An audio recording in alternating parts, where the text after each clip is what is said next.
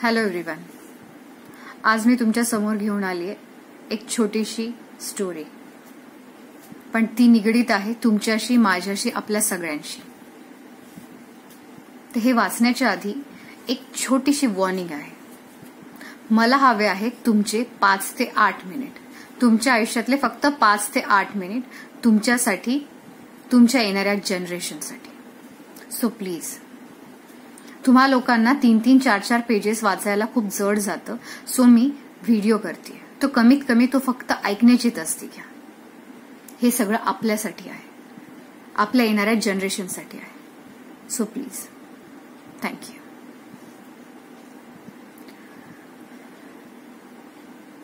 कथेचे नाव आहे भविष्यातून आलेले पत्र.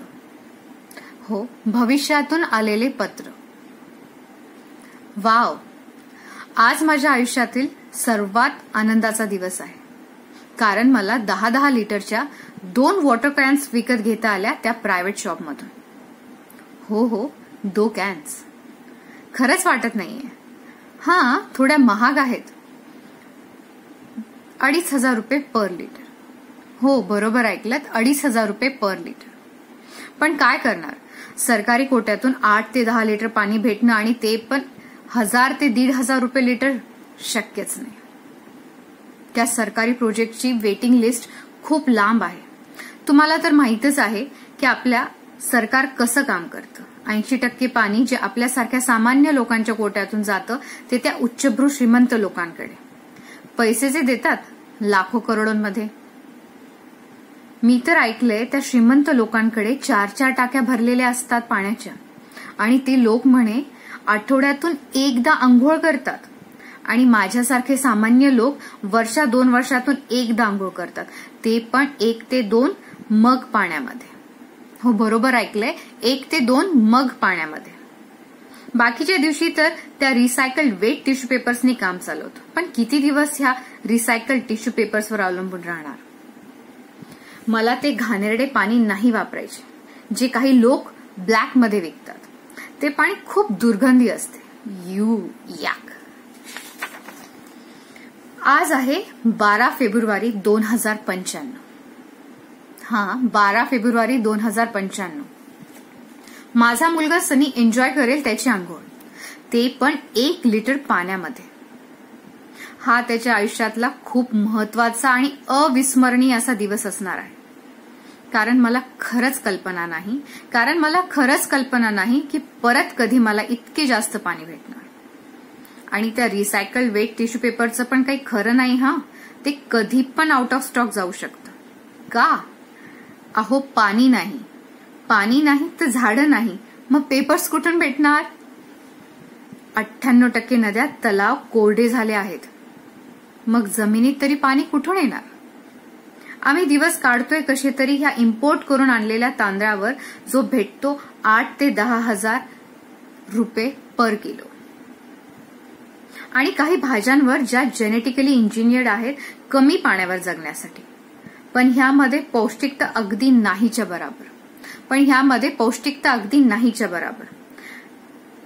म्हणून तर आम्ही ॲनेमिक, व्हिटॅमिन, मिनरल डेफिशियंट आणि आहोत प्रोन प्रत्येक आजारासाठी.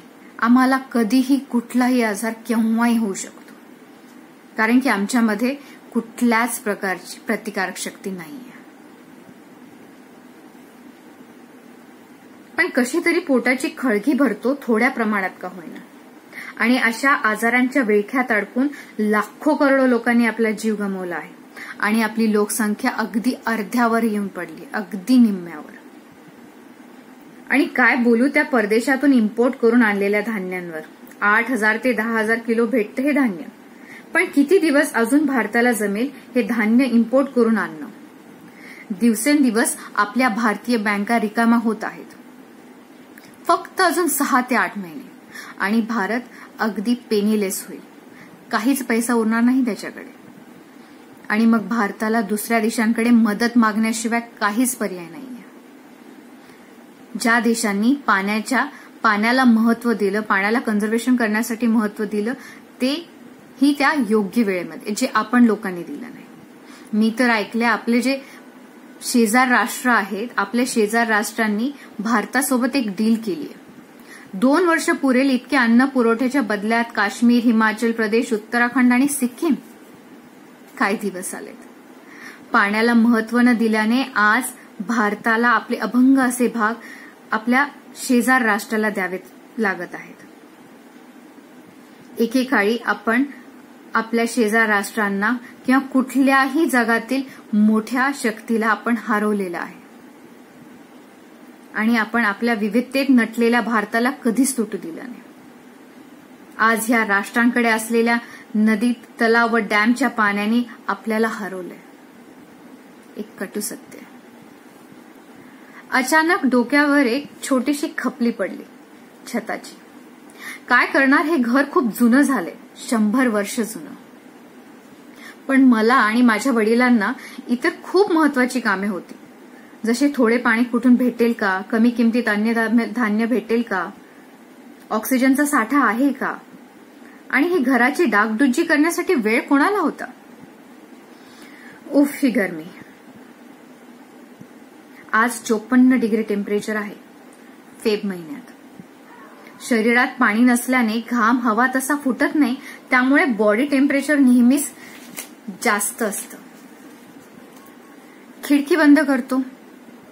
खूपच ऊन आहे. पाणी नाही, झाड नाही, ना थंड हवा. ऑक्सिजन ते विसरून जा.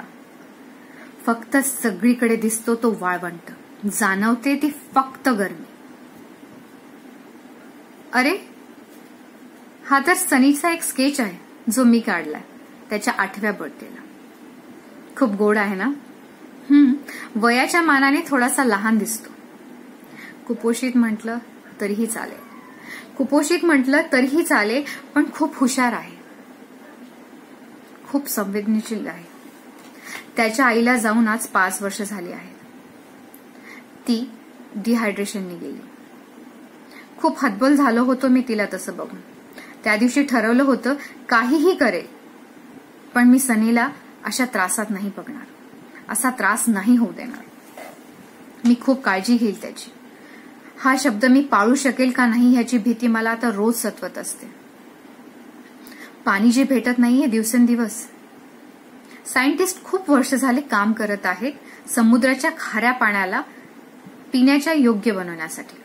पण हे खूप अवघड काम आहे, कारण समुद्रातला खारेपणा हा खूपच जास्त वाढलाय आणि त्याला न्यूट्रलाइज करून ते पाणी पिण्यायोग्य बनवणं जवळपास अशक्य झालंय. त्यामुळे समुद्रजीव पण आता नाहीसे झालेत. अरे देवा, धाप लागतीये. माझं ऑक्सिजन सिलेंडर संपत आलंय, पण थोडा स्टॉक आहे. श्रीमंत लोकांनी फेकलेल्या ऑक्सिजन सिलेंडर मधून थोडं थोडं करून मी जमवलंय ऑक्सिजन. जाईल 1-2 महिने मला आणि सनीला. तोपर्यंत पुढच्या महिन्यासाठी जोड लावावी लागणार. या ऑक्सिजनच्या कमतरतेपायी सनीला मैदानात खेळून माहितीच नाही. घरातल्या घरात ऑक्सिजन सिलेंडर घेऊन थोडंफार स्वतःला रमवतो तो. दुसरा पर्याय पण तर नाहीये. इलेक्ट्रिसिटी नाहीये आमच्यासारख्या सामान्य लोकांसाठी. ती आहे त्या मोठ्या मोठ्या गव्हर्नमेंट अँड प्रायव्हेट प्रोजेक्टसाठी. आजोबांच्या वेळेस तर म्हणे TV, AC, computer, fans button लावले की सुरू. आम्ही तर हे फक्त ऐकून आहोत. काल मी माझ्या पंजोबांना आणि पणजींना त्यांच्या मित्रमैत्रिणींसोबत एका मोठ्या धबधब्याखाली आनंदाचे क्षण व्यतीत करताना पाहिलं. मी इतकं पाणी बघून सैरभैर झालो. किती पाणी घेऊ आणि किती साठवू. पाणी घ्यायला झुकणार तितक्यात जाणीव झाली, अरे मी तर हॅल्युसिनेट होत आहे डिहायड्रेशन आणि ऑक्सिजनच्या कमतरतेमुळे. हो, मला भास होत आहेत. पण तो क्षण जेव्हा मी त्या धबधब्यामध्ये होतो, त्याचं पाणी मला स्पर्श करत होतं, दॅट मुमेंट वॉज ऑसम. तो क्षण खरंच खूप खूप सुंदर होता. कुठल्याही शब्दात मला तो अनुभव सांगता येणार नाही. काश त्यावेळेस सनी माझ्यासोबत असायला हवा होता. काय झालं, जरी ते हॅल्युसिनेशन होतं, पण सनी तो अमाप पाणी बघून तो अनुभव त्याने जर घेतला असता, त्या पाण्याचा स्पर्श, सनी खूप खुश झाला असता. खरंच किती सुदैवी लोक होते ती पूर्वीची. किती सुदैवी लोक होती ती पूर्वीची, ज्यांनी अनुभवलं नदीत वाहतं पाणी. ज्यांनी अनुभवलं नदीत वाहतं पाणी, झाडांवरची फळे फुले, त्या लोकांना तर ऑक्सिजन सिलेंडर पण घेऊन फिरणं जरुरी नव्हतं. ती झाडांची हिरवळ, टेस्टी फ्रुट्स आणि व्हेजिटेबल्स, सुंदर रंगबेरंगी फुलं आणि हो, प्राणी आणि पक्षी यांच्याबद्दल कसं विसरू शकतो मी माझ्या पणजोबांच्या फोटोंमध्ये, जे खूप जुने झालेले आहेत, 4-5च उरले असते, पण ते मी जपून ठेवलेत. आणि काही जुने मॅगझिन्स पण मी जपून ठेवले, जुने मासिकं, पुस्तकं, ज्याच्यामध्ये सुंदर पशुपक्ष्यांचे फोटो होते. मोर, सिंह, झेब्रा, पोपट, मकाव, कितीतरी. आणि आता राहिले त्या शेकडो पशुपक्ष्यांमधनं 2 ते 3 प्राणी, आणि ते पण घाणेरडे, कार्टेरी, सरपटणारे. माझ्या आदित्य आजोबांनी एकदा त्यांच्या अंदमान निकोबारच्या ट्रिपविषयी मला सांगितलं होतं. मी लहान होतो तेव्हा ते मला काही त्यांच्या गप्पा सांगायचे, आणि त्या आठवणी मी अजूनही मनात जपून ठेवलेल्या आहेत. ते त्यांच्या आईबाबांसोबत गेले होते. तिथे त्यांनी काय म्हणतात बरं त्याला, स्कुबा डायव्हिंग केलं होतं. तेव्हा समुद्रातलं पाणी खूप क्लिअर होतं म्हणे, आणि समुद्रजीव तर खूप सुंदर आणि रंगीबिरंगी, खूप सुंदर होतं सगळं. ते फोटो पाहिलेत मी त्याच्यातले 1-2. जुने झालेत, पण मी जपून ठेवलेत. त्यांचे अंदमानचे जे मी जपून ठेवलेले आहेत, इतर पण जुन्या फोटोंसोबत. त्यांनी काही समुद्रजीव, मासे, खेकडे पण खाल्लेत, जे खूप टेस्टी होतं असं ते म्हणत असायचे. मी तर कधी असं जेवण चाखलं नाही, पण माझ्या बाबांनी एकदा, ते 6 वर्षाचे होते तेव्हा चाखलं होतं. How lucky he was to taste that yummy food in his lifetime. मला हे सर्व फोटो, ज्यामध्ये पाणी, निसर्ग, पशुपक्षी, झाडे आहेत, माझ्या पूर्वजांसोबतचे, माझ्या पणजोबा, पणजी आणि माझ्या आई वडील ह्यांनी काढलेले, आणि अशी पुस्तकं, मासिकं, ज्यामध्ये त्याविषयीचे फोटोज आहेत, ते मी सगळे सनीपासून लपून ठेवले. हो, ते सगळे फोटो मी सनीपासून लपून ठेवले, ते मासिकं मी सनीपासून लपून ठेवले, कारण की मला ह्या गोष्टी त्याला कळूच द्यायच्या नाही. ऐकून थोडं विचित्र वाटत असेल तुम्हाला, मला त्या गोष्टी त्याला कळू द्यायच्या नाही, पण मला असं वाटतं, अज्ञानाचा आनंद बरा. कधी कधी हे बरं आहे की अज्ञानाचा आनंद चांगला असतो. त्याला त्याच्याजवळ काय नाही हेच माहिती नाहीये, त्यामुळे त्याला त्याचं वाईट वाटत नाही. मी या विचारांच्या कल्लोळात होतो तितक्यात एक छोटासा हात माझ्या मांडीवर जाणवला. पाहिलं तर तो सनी होता, पण सनीच्या हातात बरेच काही जुने फोटोज होते, आणि डोळ्यात अश्रूंसोबत खूप सारी प्रश्न होते. इतके दिवस ज्या गोष्टी मी लपवण्याच्या प्रयत्नात होतो, ते सारे प्रयत्न आज फस्त झाले. त्याच्या अश्रूने भरलेल्या डोळ्यांमध्ये एक चमक पण होती. फोटोमधले पशु, पक्षी, सुंदरतेने नटलेला निसर्ग, रंगबिरंगी फळे, फुले, आणि त्याची नजर थांबत होती पावसात भिजणाऱ्या मुलांच्या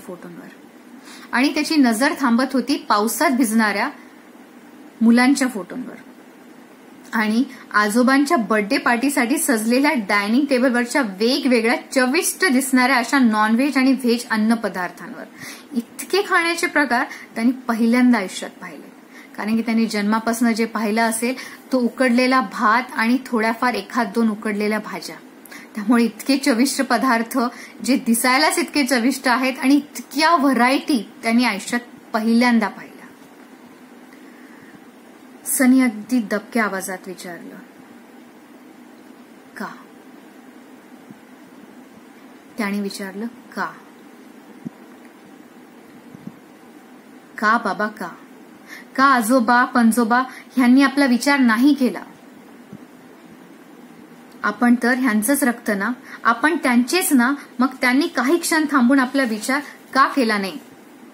बाबा, तुम्ही तर सांगायचा की काही लोक इतके परिश्रम करायचे की त्यांचे नेक्स्ट 7 जनरेशन, त्यांची येणारी 7 पुश्ते ही घरी बसून आरामात खातील. आणि मी पाहत पण आहे, काही लोक खूपच श्रीमंत आहेत त्यांच्या पूर्वजांमुळे. पण मला हे सांगा, या श्रीमंत लोकांकडे पैसा असूनही त्यांना ऑक्सिजन आणि पाणी भेटणार नाही येणाऱ्या काळात. तो पैसा आज काहीच कामाचा नाहीये बाबा. येत्या 2 ते 3 महिन्यामध्ये खूप वाईट परिस्थिती होणार आहे, आणि 2-3 वर्षापेक्षा बाबा पुढे काहीच नाहीये. ह्या लोकांना का नाही कळलं खरी संपत्ती पाणी आहे, निसर्ग आहे? का नाही कळलं बाबा खरी संपत्ती ही पाणी आणि निसर्ग आहे? आणि त्यांनी तो कधीच जपला नाही, कधीच नाही. म्हणून बाबा आपण सर्व नरकासारखं आयुष्य जगत आहोत. बाबा तुमच्या आजोबा पंजोबांना, त्यांच्या काळातील लोकांना सर्व निसर्गाने दिलेल्या गोष्टीचा भरपूर आनंद घेतला, अगदी मनसोक्त. पण आपल्यासाठी का नाही वाचून ठेवल्या त्यांनी? का बाबा, का? सांगा ना, का? का इतके स्वार्थी वागले ते? का माझा विचार नाही आला कोणाला?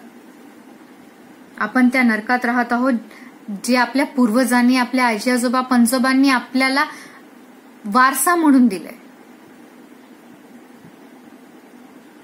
मला तुम्ही खूप आवडता बाबा. मी नेहमी विचार करायचो मी पण जेव्हा बाबा बनेल ना तेव्हा मी तुमच्यासारखा समजून घेणारा, माझ्यासोबत खेळणारा, प्रेमळ असा बाबा होईल. पण बाबा, मुलं होणं ही तर खूप पुढची गोष्ट आहे. पुढच्या येणाऱ्या 2 ते 3 वर्ष पण मी जगू शकणार नाही बाबा. पाणी संपलंय बाबा, आणि आपलं आयुष्य पण संपत आलंय. का केलं बाबा असं ह्या लोकांनी? का केलं? फोटोंना बघून तो ओक्साबोक्शी रडत होता आणि माझ्याजवळ शब्द नव्हते त्याला समजवायला. माझे डोळे वाहत होते. मला सनीच्या तोंडातून निघणारे मोठे मोठे प्रश्न आतून हलवून टाकत होते. सनी हुंदके आवरून म्हणाला, मला जगायचं होतं बाबा, मला खूप काही करायचं होतं. मला मरायचं नाहीये बाबा. मला आपल्या पूर्वजांसारखं, आजी पंजोबांसारखं सगळं काही एन्जॉय करायचं होतं. आणि मला सोबतच त्याची काळजीही घ्यायची होती बाबा, जी त्या लोकांनी घेतली नाही. आम्ही एकमेकांना पकडून रडत राहिलो. खूप वेळ सनी रडत होतं आणि बिचारा तसंच रडत रडत झोपला. मलाही असे खूप सारे प्रश्न होते डोक्यात. का का आणि का? मला सनीला क्षणोक्षणी भूक, तहान आणि ऑक्सिजन वेला हळूहळू तडपताना बघण्याची हिंमत नव्हती. का तुम्ही लोकांनी, जे 1900 आणि 2000च्या आधीच्या पिरियडमध्ये होतात, त्यांनी का काळजी नाही घेतली? का पाण्याला नाही जपलं? का आमचा विचार नाही केला? 1900 आणि 2000च्या काळातल्या लोकांनी तुम्ही जर पाणी आणि निसर्गाला जपलं असतं तर ही वेळ आमच्यावर आली नसती. आम्ही तुमचीच मुलं ना, तुमचेच ना. आम्ही पण आनंदात जगावं असं का वाटलं नाही तुम्हा लोकांना? काय चूक होती माझी, सनीची, आमच्यासारख्या तडपणाऱ्या सगळ्यांची? सांगा ना, कोणीतरी सांगा. आज मी खूप खुश होतो कारण की मला 10 लिटरच्या 2 कॅन भेटल्या होत्या. आज सगळं दुःखात बदललंय. माझ्या छोटासा 10 वर्षाचा मुलगा, त्याला हे सध्या कळून चुकले की तो 2 ते 3 वर्षापेक्षा जास्त जगणार नाही, पाणी आणि ऑक्सिजनच्या कमतरतेमुळे. आणि ह्या गोष्टीने मला आतून हादरवून टाकले. नर्क काय असतो हे खरंच आज कळलंय. सनीला झोपेतनं उठल्यावर भूक लागेल. मी आज सनीच्या आवडीचं सगळं जेवण बनवलंय, अगदी भरपूर. अहो, जेवण म्हणजे काय? उकडलेला भात आणि उकडलेल्या भाज्या, त्याच्यात थोडंसं काय मीठ आणि थोडासा वरनं टाकलेला मसाला. पण ते सुद्धा भेटणं खूप नशिबाची गोष्ट आहे आमच्यासाठी. सनी उठला, त्याला आज मी स्वतः आंघोळ घातली आणि मीही केली. सनीला जेवण खूप आवडलं. तो आज पहिल्यांदा पोटभर जेवला. नेहमी थोडं जेवण बनवून अर्धवट पोट भरून दिवस काढायचो आम्ही. आज मात्र पोटभर जेवण आणि 6 ते 7 लिटर पाण्यामध्ये आंघोळ करून आम्ही खूप खुश आहोत. पहिल्यांदा उद्याचा विचार न करता दुपारची एक झोप काढावी असा विचार केला, कारण पोटभर अन्न असल्याने आज पहिल्यांदा झोप येत होती. आम्ही झोपतोय पण कायमची. परत कधीही न उठण्यासाठी. स्वयंपाक करताना, आंघोळ करताना मी खूप रडत होतो. जेवणात विष घालताना हात थरथरत होते माझे, पण तरीही हिंमत करून विष घातलं मी त्याच्यात आणि ते जेवण सनीला पोटभर खाऊ पण घातलं आणि मीही खाल्लं. सनीच्या चेहऱ्यावर आज आनंद व समाधान जाणवत होता, जो आता कायम राहणार आहे. मी जर आधी मेलो तर सनीचं काय, आणि जिवंत राहून येणाऱ्या 2-3 वर्षांपेक्षा जास्त मी सनीला जगू शकणार नाही. त्याला मी तडपत तडपत मरताना नाही बघू शकत. म्हणूनच मी हा निर्णय घेतला, जो तुम्हा लोकांना चुकीचा वाटतही असेल, पण ह्या दुर्दैवी बापाला तो चुकीचा वाटत नाही. आम्ही जात आहोत एकमेकांसोबत. आम्ही जात आहोत एकमेकांसोबत भरल्या पोटाने. आम्ही जात आहोत एकमेकांसोबत भरल्या पोटाने, ऑक्सिजनचा साठा असताना आणि तहान भागून आयुष्याची या पाण्याने. धन्यवाद पूर्वजांनो, ज्यांनी पाणी, निसर्ग याला नाही जपलं. आम्हाला इतकं वाईट आयुष्य देण्यासाठी, पाणी, हवा, अन्न ह्या गोष्टींसाठी तडपवत मारण्यासाठी धन्यवाद. सनी प्रसन्न चेहऱ्याने देवाघरी गेलाय. हो, माझा सनी प्रसन्न चेहऱ्याने देवाघरी गेला आणि मी ते बघतोय आणि मीही जातोय. Thanks for killing my young kid and thanks for killing his future. कधीच तुमचा नसलेला नीलादित्य. थँक्यू. थँक्स एव्हरीवन, तुम्ही तुमचा किमती वेळ दिलात.